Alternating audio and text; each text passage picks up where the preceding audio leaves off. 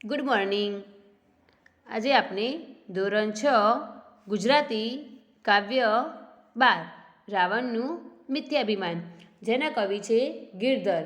તેમનો જન્મ ઈસવીસન 1787માં અને તેમનું અવસાન ઈસવીસન 1852માં થયું હતું. કવિ ગિરધરદાસનો જન્મ વડોદરા જિલ્લાના માસર ગામમાં થયો હતો. તેમના પિતાનું નામ ગરબરદાસ હતું. તેમને જાણીતા પુસ્તકો ગિરધરકૃત રામાયણ અને રાજસૂય યજ્ઞ છે. ગિરધર મૌલિક, કલ્પિત કે ઐતિહાસિક કથાનું વિશદ રીતે આલેખન કરે છે અને એ રીતે કથા નિરૂપણનો નિરાળો રસ પેદા કરે છે. સીતાના સ્વયંવર માટે જનક રાજાએ દરબારમાં શિવજીએ આપેલું ત્રયંબક નામનું ધનુષ્ય મૂક્યું હતું અને જાહેર કર્યું હતું કે જે કોઈ રાજા આ ધનુષ્યને ઉપાડશે તેની સાથે તેની પુત્રી સીતાના લગ્ન થશે. લંકાનો રાજા રાવણ પણ સીતાના સ્વયંવરમાં હાજર રહ્યો હતો. તેને પોતાના બળનું અભિમાન હતું. તે રૂઆબે ધનુષ્ય પાસે ગયો, પણ ધનુષ્ય ઉપડ્યું નહીં અને તે ધનુષ્યના નીચે દબાઈ ગયું. તેની ભારે ફજેતી થઈ. એ પ્રસંગનું કવિએ આ કાવ્યમાં સુંદર વર્ણન કર્યું છે. આ કાવ્યમાં સીતાના સ્વયંવર પ્રસંગે આવેલા રાજા રાવણ અને જનક વચ્ચેના સંવાદથી આ કવિતા શરૂ થાય છે. તે આ કાવ્યમાં આપણે જોઈશું. શું કાવ્યમાં છે? અભિમાન કરીને બોલ્યો તે સમયે રાવણરાજ, અલ્યા જનક, તે શું પણ કર્યું છે? કહે મુજને આજ. તવ વિદેહે ત્રયંબક દેખાડ્યું રાવણને તત્કાળ. એ ચાપ ચઢાવે તેને કન્યા આરોપે વરમાળ. શું કહેવા માગે છે? રાજા રાવણ એ સમયે અભિમાન સાથે બોલ્યો, અલ્યા જનક, તે કંઈ પ્રતિજ્ઞા લીધી છે? આજે મને કે. ત્યારે રાજા જનકે ત્રયંબક નામનું શિવ ધનુષ રાવણને બતાવવા કહ્યું. આ ધનુષ ઉઠાવીને જે પણછ ચડાવશે તેને સીતા વરમાળા પહેરાવશે. એવું સાંભળીને અટ્ટહાસ્ય હસ્યો રાવણ રાય. કૈલાસ સરખો હલાવ્યો, કોણ માત્ર ધનુષ કહેવાય. મેં અમર બંદીવાન કીધા, હું રાવણ બળ્યો સત્ય. શું કહેવા માગે છે? આ વાત સાંભળીને રાવણ અટ્ટહાસ્ય કરવા લાગ્યો અને કહેવા લાગ્યો, કૈલાસ જેવો મહાન પર્વત હલાવ્યો તો મારા માટે ધનુષની શી વિસાત. મેં દેવોને કેદ કર્યા છે તો હું જ સાચો બળવાન છું.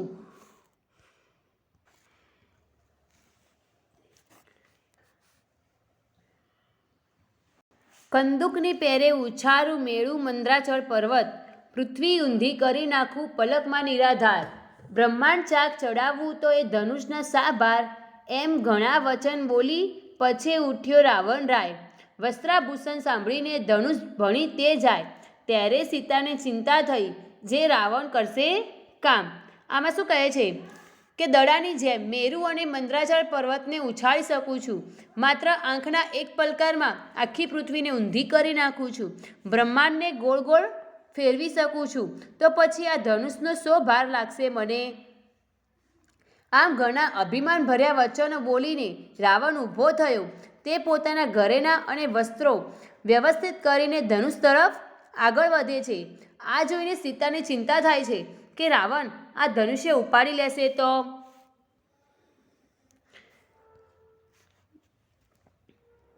પછી સ્તુતિ શિવ ઉમિયા તણી કરતા સીતા અભિરામ. મહારાજ શિવ સંકટ હરણ રાખજે મારી લાજ. શું કહે છે?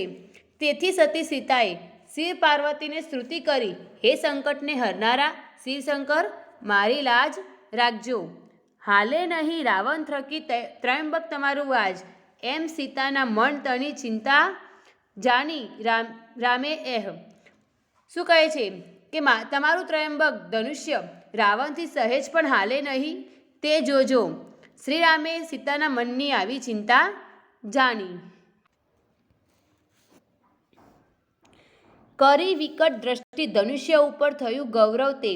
રાવણે આવી બાથ મારી વિષ કરશું ત્યાં. લેશ હાલે નહીં તે ઘણો ભાર ત્રયંબકમાં.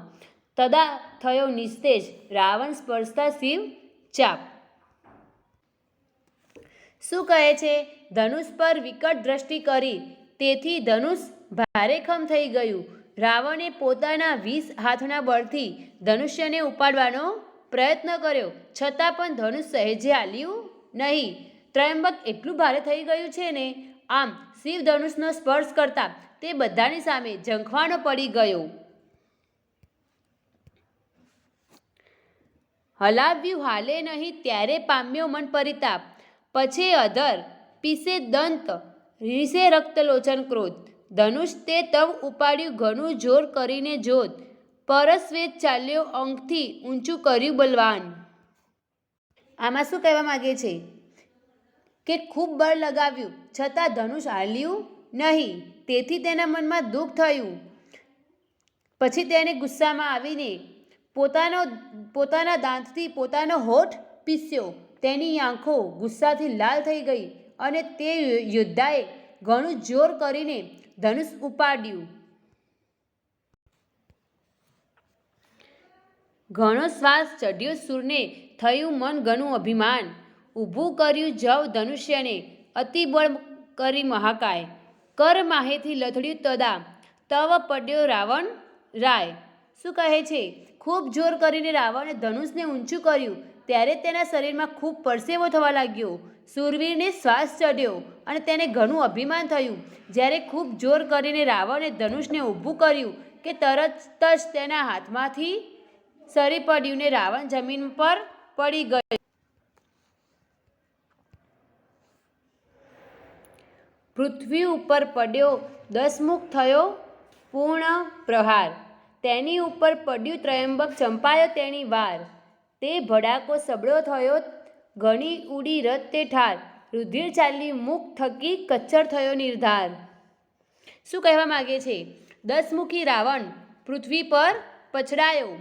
તેની ઉપર ધનુષનો જાણે પ્રહાર થયો હોય તે રીતે તેની ઉપર ધનુષ પડ્યું અને રાવણ તેની નીચે દબાઈ ગયો. મહાકાય રાવણના પડવાથી મોટો અવાજ થયો. તે જ્યાં પડ્યો ત્યાં ખૂબ ધૂળ ઉડી અને તેના મુખમાંથી લોહી વહેવા લાગ્યું અને તેને ઘવાયો. પોકાર કરતો બોલ્યો, તમે સુનો સર્વે જન, હું દબાયો છું, મને કાઢો, થાય પીડા તન. અરે જનક, મુझને કાઢ, વહેલો જશે મારા પ્રાણ. તો કુંભકર્ણ ઇન્દ્રજીત તુજને મારશે નિર્વાણ. શું કહેવા માગે છે? બધાને પોકાર કરતો રાવણ બોલ્યો, હે સર્વજનો સાંભળો, હું દબાયો છું, મને ધનુષ નીચેથી બહાર કાઢો, મને શરીરમાં પીડા થાય છે. અરે જનક, મને ધનુષ નીચેથી ઝડપથી કાઢ, મારા પ્રાણ નીકળી જશે તો મારો ભાઈ કુંભકર્ણ અને પુત્ર ઇન્દ્રજીત તને ચોકસાઈથી મારશે. પૂરભંગ કરશે અસુર તારું, લેશે મારું વેર, પામું નવો અવતાર, જો જાઉં જીવતો મુझ ઘેર. એમ તે સમય ચંપાયો રાવણ, થયું દુઃખ અપાર. પૃથ્વી પર પડ્યો નિશિચર, કરે મુખ પોકાર. પોકાર કરતો મુખે રાવણ પીડા પામે તન રે. ત્યારે સર્વ સભા સાંભળતા બોલ્યા જનક રાય વચન રે. આમાં શું કહે છે કે મારા અનુયાયી રાક્ષસો તારા નગરોનો નાશ કરશે અને મારા મૃત્યુનો બદલો લેશે. જો હું બચી જઈશ તો જીવતો મારે ઘેર જઈશ. આ રીતે ધનુષ નીચે દબાવવાથી રાવણને અપાર દુઃખ થયું. પૃથ્વી પર પડ્યો તે પોતાના રાક્ષસ મુખેથી બચાવવા માટે પોકારે છે. રાવણ પોતાના મુખોથી બૂમો પાડે છે. તેને શરીરમાં ખૂબ જ પીડા થઈ રહી છે.